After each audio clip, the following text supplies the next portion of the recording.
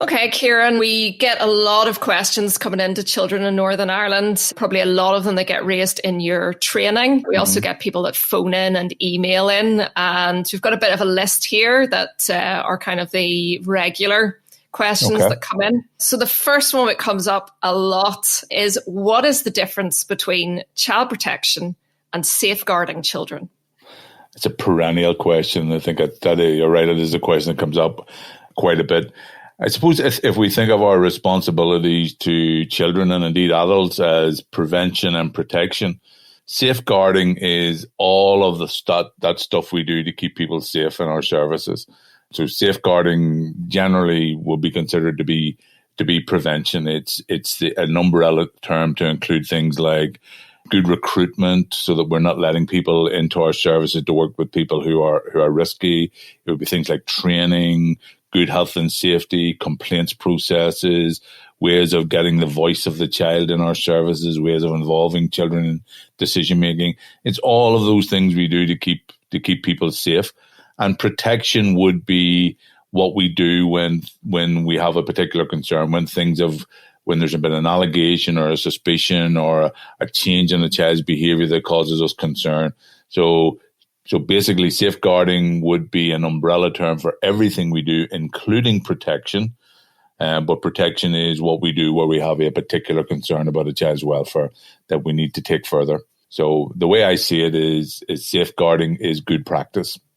You know, it's everything from making sure the seat belts and the brakes on the minibus work so we keep children safe that way, right through to having a good, up-to-date suite of policies and procedures that our staff are familiar with and know about and can use when necessary. Okay, great. Certainly in training, you cover these issues a lot, but a lot of people really like to have things well defined, even though it's probably highly difficult to define things when you're out in the field working. You saying I'm waffling?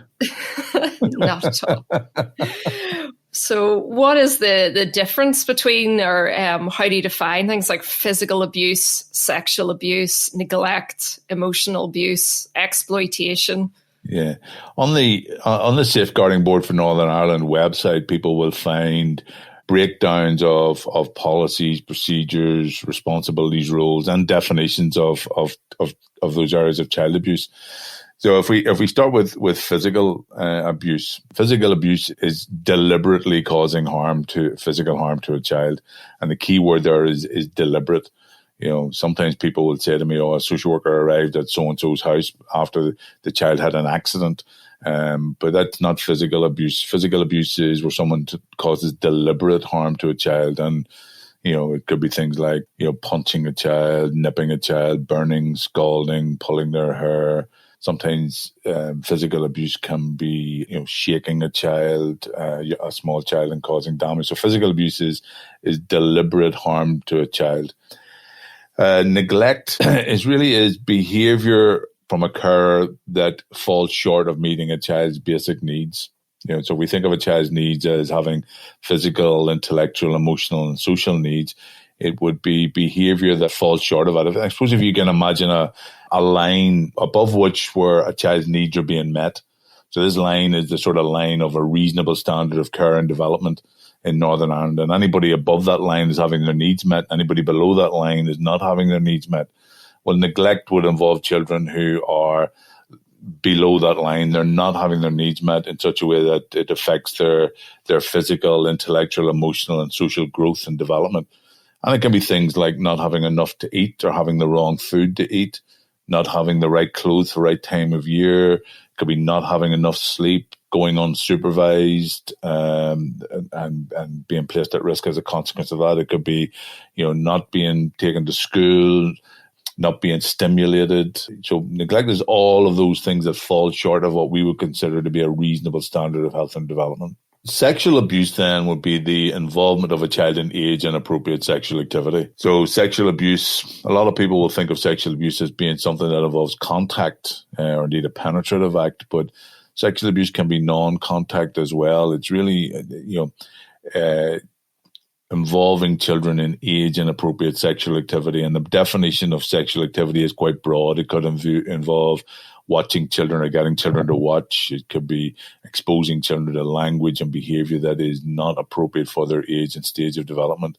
It could be online or offline activity. So sexual abuse, in terms of the numbers of children who come in contact with social services, will be a lot lower in terms of numbers than physical abuse and sexual abuse. It tends to be the one that causes us a lot of concern. It's the one that makes the newspapers.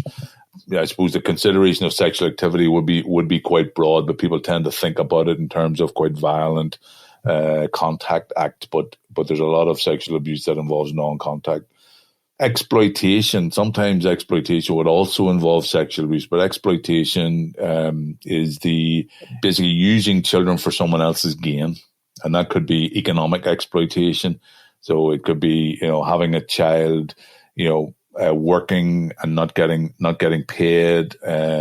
It could be blackmailing a child. It could be misusing a child and selling them stuff online that is not fit for purpose.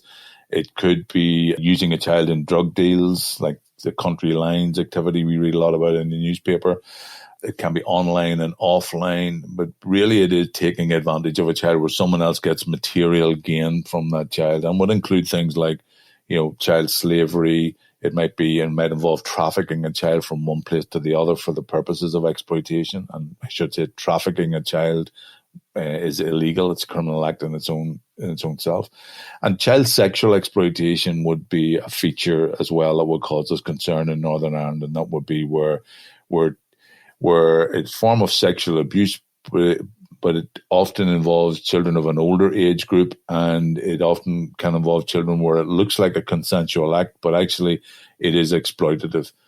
So if we consider, for example, a child who is homeless, who needs somewhere to sleep for the night, and someone offers them a bed in return for sexual favors, well, that's not a consensual act, because that's a transaction within which the child is exploited.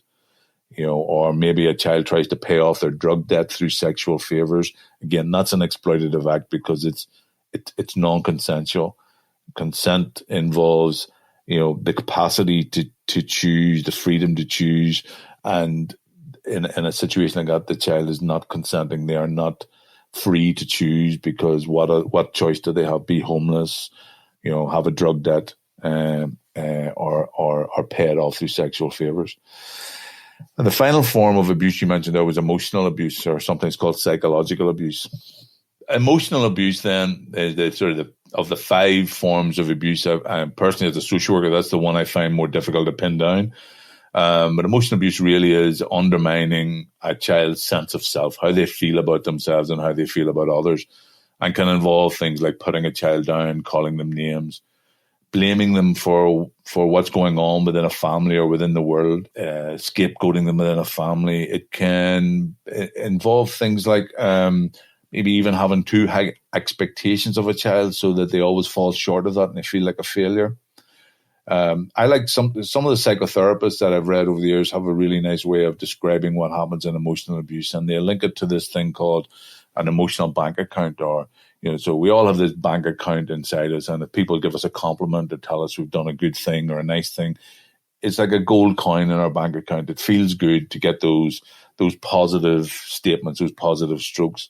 So a child that grows up in an environment where they get lots of investment, they feel good about themselves, and they feel good about the world, and they feel good about the people around them.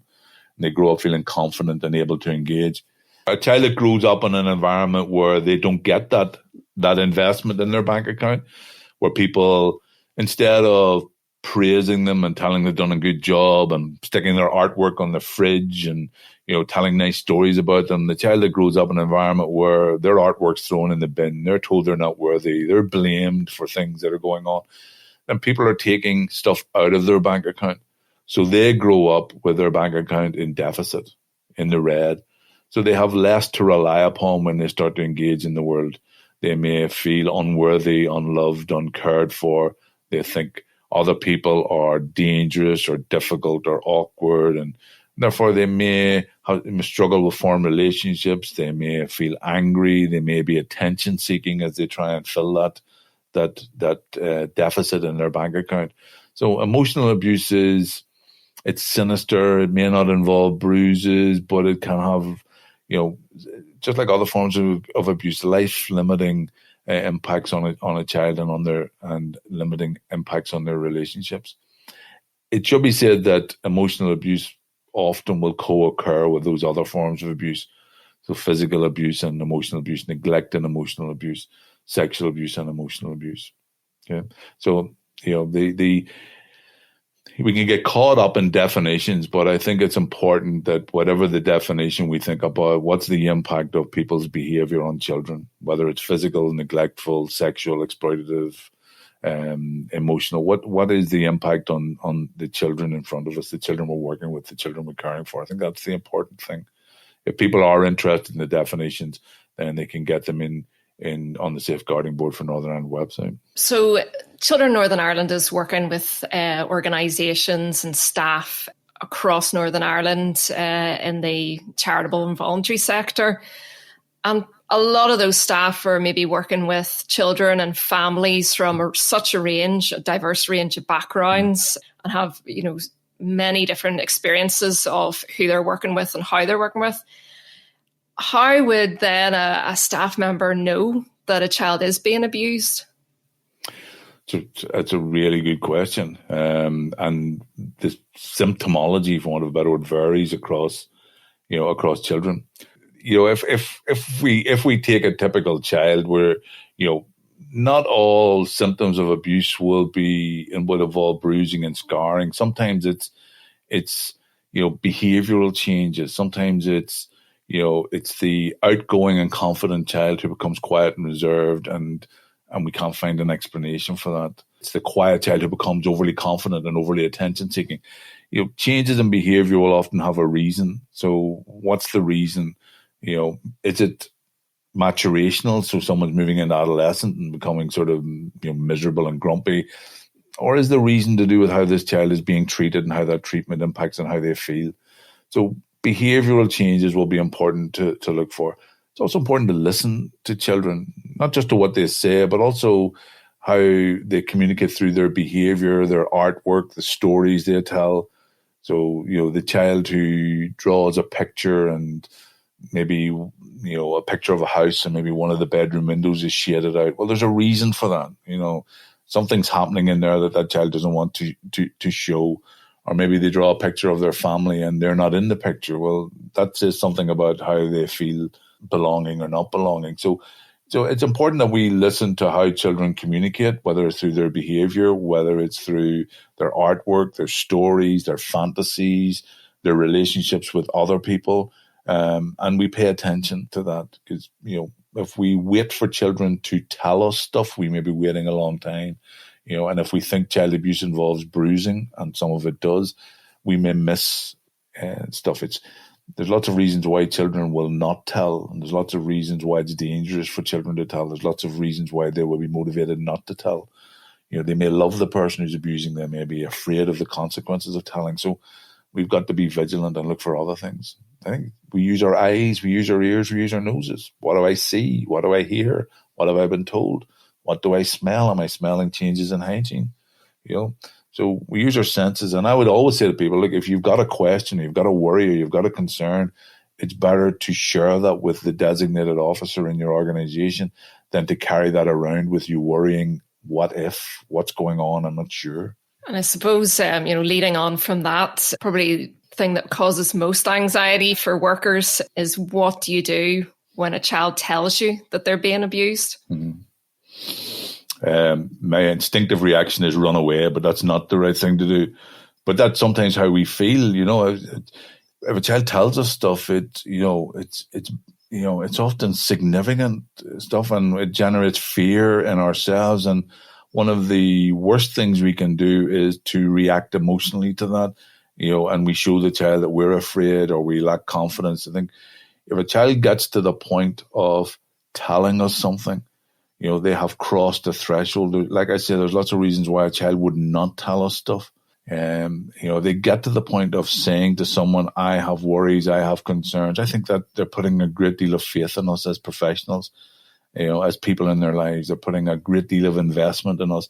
And if we react in a panicky or overreact to that situation, then we can drive children away and put them off. You know, if a child comes to us with a problem and we overreact, they're not going to come back to us, you know.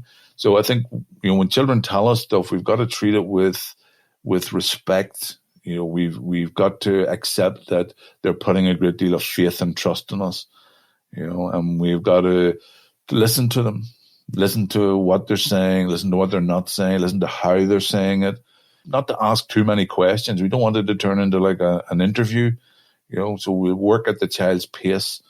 And may take a number of conversations before the child gives us all of what they need to tell us. So, you know, so we pace it. We may have a number of conversations. We need to be measured and reassuring in our tone and in our presence. If this child is telling us stuff that's important to them, then we need to show them that it's important to us as well. It's really important. You know, I don't know about the people listening to this, but I like people to be okay. I like people to be happy. I like people to feel good. And so there is a tendency sometimes to want to rescue people.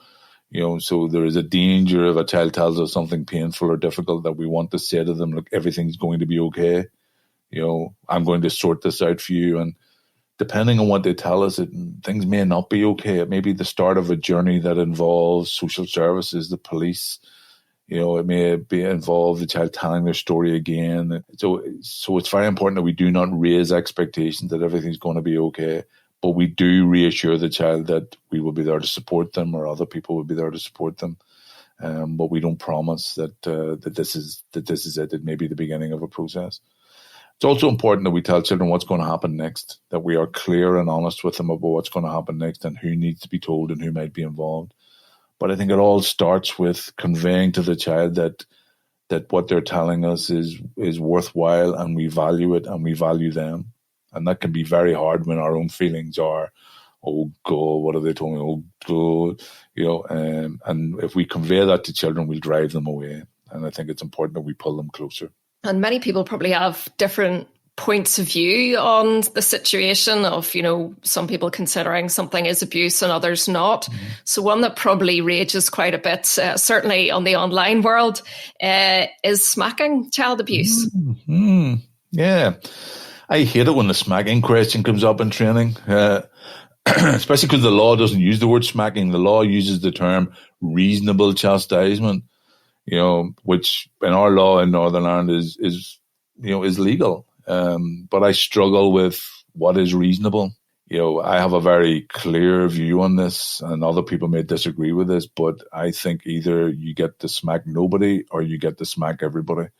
I think it is unreasonable and unfair and uncharitable and uncaring that an adult can smack a child or hit a child but can't hit another adult.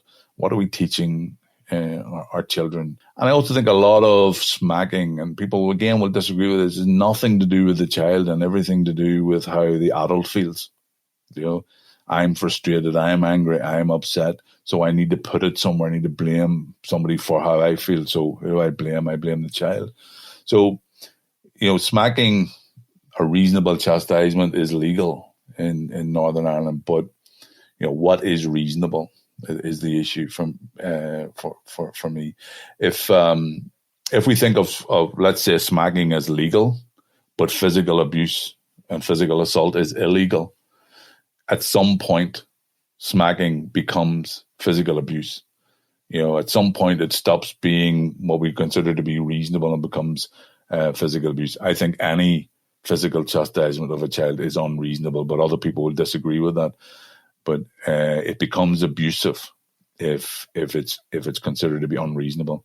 And if we think about, you know, for example, the force used, whether a weapon was used, whether it is frequent, whether it feels unjustified by the child, whether it's accompanied with the emotional abuse of a child, whether there's a sexual component to it. Think about the size difference between adult and child, the power and strength difference between adult and child. Did the person hit with a closed fist or an open hand? You know, all of those things, you know, the frequency, the duration, the extent, how often it happened, all of those things may count against it being considered reasonable. My own view is it's best to avoid it altogether and look at other ways of managing our children's behaviour. So a lot of people will raise situations that they've maybe seen in their own lives, or certainly through work. We had a question once that a person had a family living near them who wasn't from there, from Northern Ireland, and they were worried that the children were always out of the house, and wanted to know whether that was a child protection issue. Yeah, there's many times that I've wished my children were always out of the house, but without sort of belittling that question, diversity and difference comes up a lot in training, and what is good childcare, what is good enough childcare. I think just because someone raises their children differently than me or treats their children differently than me doesn't necessarily mean it's abusive. For example, if someone comes from a part of the world where their living day is different from the living day here, so it's not structured around meal times, for example. Let's say someone comes from a part of the world where they live on land and they work that land and they eat when they're hungry. Well, you take them from that environment and you put them into our environment where our day is structured around meal times, it's structured around a working day or a school day. Well, if a child goes into school not having eaten at home because they're not hungry, they will become hungry in school, and the teacher may go, "Oh, that's a hungry child, therefore it's concerning." But really what it is a clash of different ways of living. And often those things can be dealt with through negotiation and education and explanation. So difference doesn't necessarily mean bad. So we need to think about thresholds. At what point does difference become concerning? Okay. So if I was living near that family and those children were out in all of the time, I would be thinking, okay, those children are living their lives differently than my children who want to play computer games and watch television all of the time. But that's not necessarily bad. However, if these children were out at 11 o'clock, 12 o'clock at night, 1 o'clock in the morning, 2 o'clock in the morning, then we've crossed a threshold beyond which it's different and now it's concerning. So I suppose the message, just because it's different doesn't mean it's concerning, but there is a threshold beyond which we cannot tolerate difference where it is having an impact on the child's well-being. We have within Northern Ireland, within the UK, within Ireland, we have reasonable standards and reasonable expectations of child welfare, and they are quite broad. We can tolerate a lot of difference, but there is a point at which difference can become concerning. And I would say to people, if you have concerns, then share your concerns with someone. Talk to someone. You may find it reassuring, or they may go, "Yeah, I agree with you, and thank you for your information." So who do I tell if I have worries about a child? Okay, well, I suppose that follows on. Who do you tell? Well, if we go back to that situation that you talked about there, that if it's someone in the community, a member of our society, and they have a concern about a child, then they can talk to social services. If it involves criminality, they can talk to the police.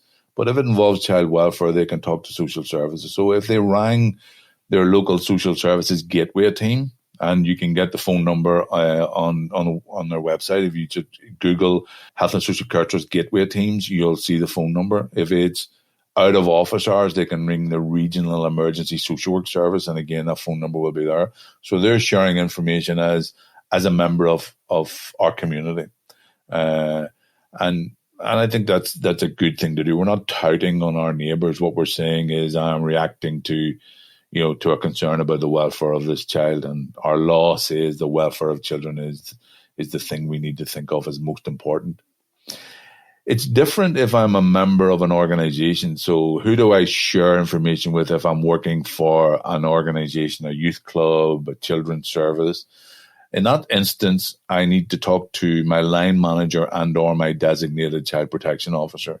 So an organization working with children should have a designated officer, a person in the organization who has been identified by the organization as the person who is responsible for managing child protection processes.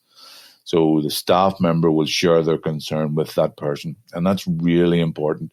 If I'm a staff member in an organization and I have a concern, up until the point that I share that concern, it's my responsibility. Once I share that concern with the designated officer, it becomes the organization's responsibility. And my designated officer will ask me why I have that concern.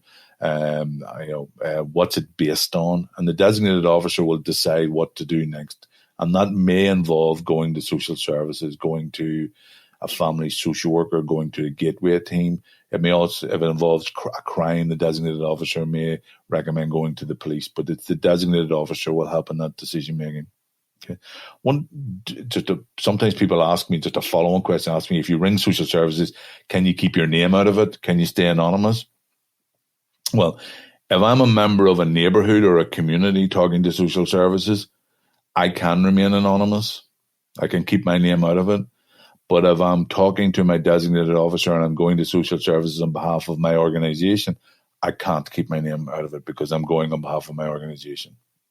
But don't do a colleague of mine said that years ago that she was on the phones in the social services office and an individual rang up and said, hello, my name is John Brown and I'd like to remain anonymous.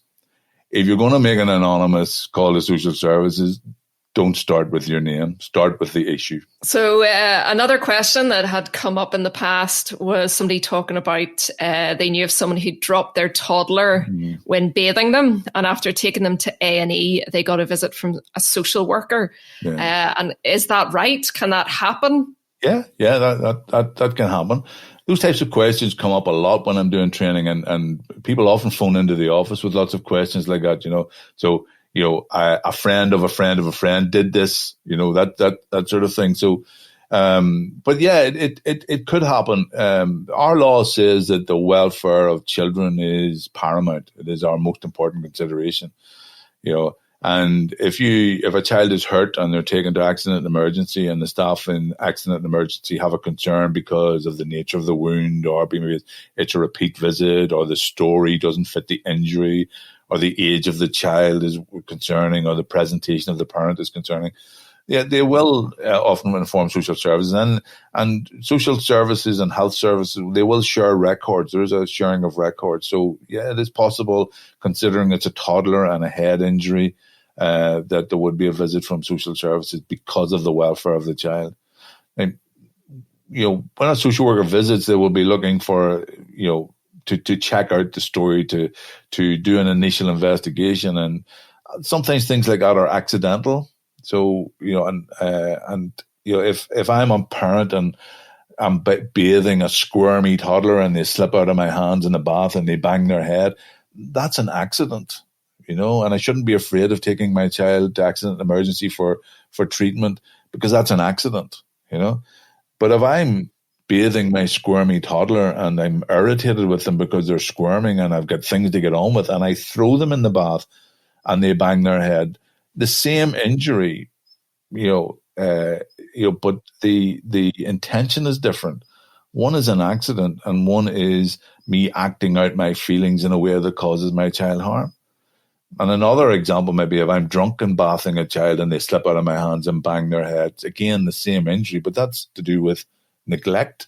I'm not taking due care and attention in the bathing of the child. So you can have the same injury presenting an accident and emergency, but the reason for that injury is different. And unless a social worker goes out and visits and collects information, it can be difficult to work out whether this is, an accident, neglect, or intentional and deliberate abuse of a child.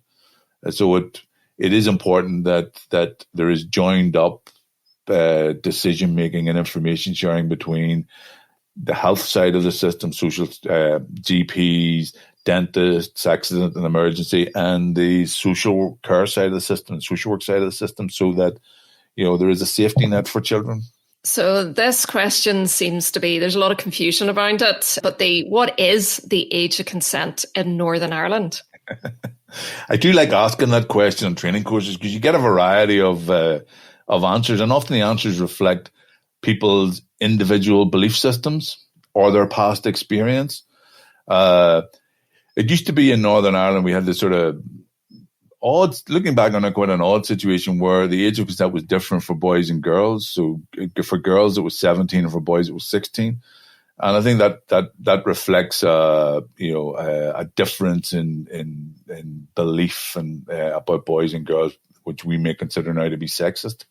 But the age of consent Well, I should say the usual age of consent in Northern Ireland is 16. And I say usual because,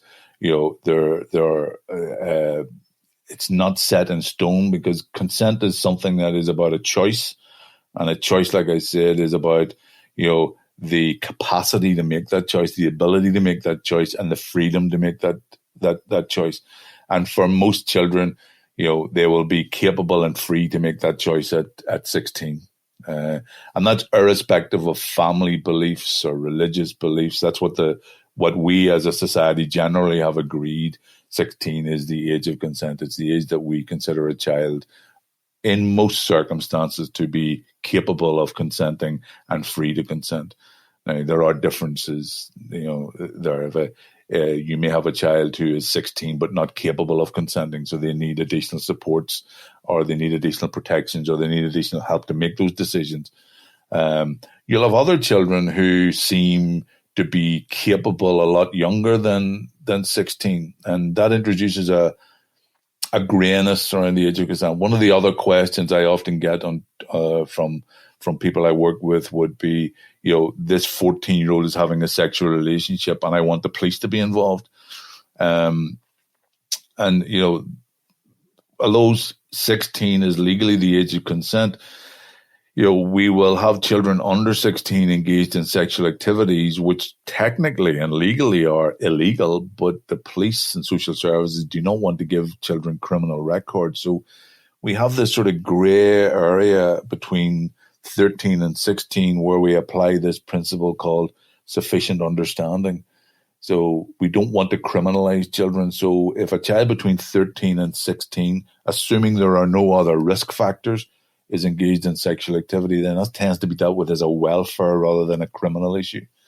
Now, if that 14-year-old was engaged in a sexual relationship with someone much older than them, police and social services would rightly be concerned. Or if they were being blackmailed, or if they were exchanging sex for drugs, or if they were drunk, then those risk factors would mean that would be considered more seriously. So that principle of sufficient understanding is applied between 13 and 16. And I suppose I should say that under 13, under our law, if a child is under 13, then they cannot consent to sexual activity under any circumstances. So for those of us who work in the voluntary and community sector, in terms of child protection and talking to our designated officers about our concerns, if you have concerns that someone under 16 is engaged in sexual activity, because it's illegal, you need to deal with that as a child protection issue. So you need to talk to your designated officer. But it may be that social services and the police don't respond to it as a legal issue. But if someone under 13 is engaged in a sexual activity and you have concerns and you report that to your designated officer, that must go to the police. You have no choice. That has to be reported to the police. There is some latitude between 13 and 16. We deal with it as a child protection issue, but the police will only be involved if there are criminal issues. But under 13, we must report that to the police. Does it make any difference if the young person's in a same-sex relationship? Does the consent age change? It used to, but not anymore. 16 is the age of consent, irrespective of sexual orientation.